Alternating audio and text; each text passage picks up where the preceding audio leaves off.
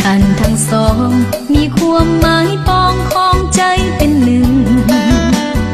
ด้วยความหักสุดซึ้งยืนยันว่าสองไม้ปองเป็นคู่ชีวิตทั้งสองหวังห่วงเป็นทองแผ่นเดียวคงอยู่สัวชีวิตอดสู้จะอยู่ด้วยกันจนวันแก่เฒ่ายินดี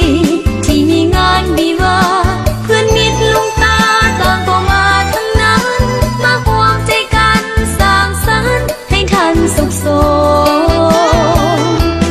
ขอให้ท่านทั้งสองจงคงหาไว้ยืนยาววันขอให้ท่านทั้งสองอย่าแปรผันจนวันแก่เฒ่าลงไป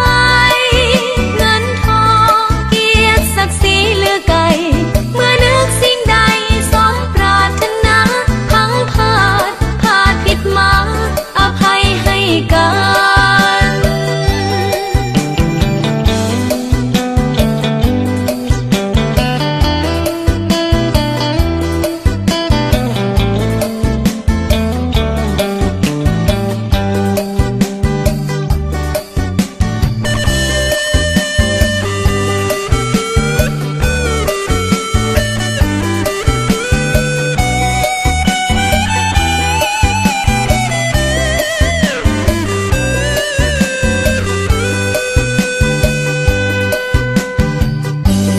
ท่านทั้งสองมีความหมายปองของใจเป็นหนึ่งด้วยความหักสุดซึ้งยืนยันว่าสองไม้ปองเป็นคู่ชีวิตทั้งสองหวังห่วงเป็นทองแผ่นเดียวคงอยู่สัวชีวิตอดสู้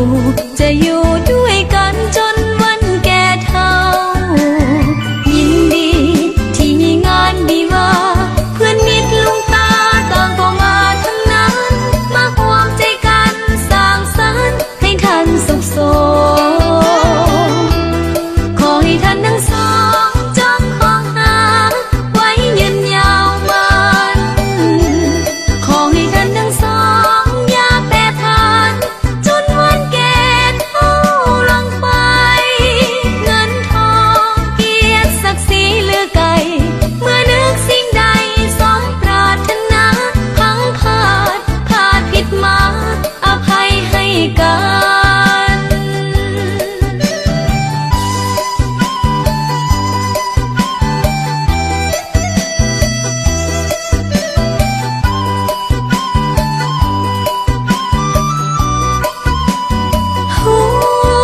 เงินทองเกียรติศักดิ์ศรีเหลือไกล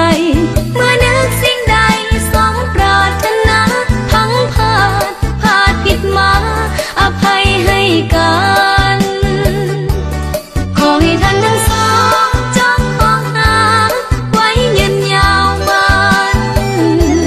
ขอให้ท่านทั้งสองอย่าแปรผันจนวันแก่เฒ่าลงไปเงินทองเกียรติศักดิ์ศรีเหลือไกลเมื่อนึกสิ่งใดสมปรารถนาพังพลาดผิดมาอภัยให้กัน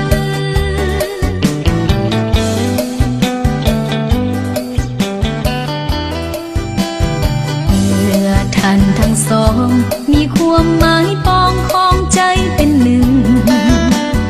ด้วยความหักสุดซึ้งยืนยันว่าสองไม้ปองเป็นคู่ชี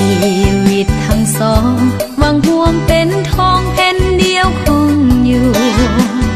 สัวชีวิตอดสู้จะอยู่ด้วย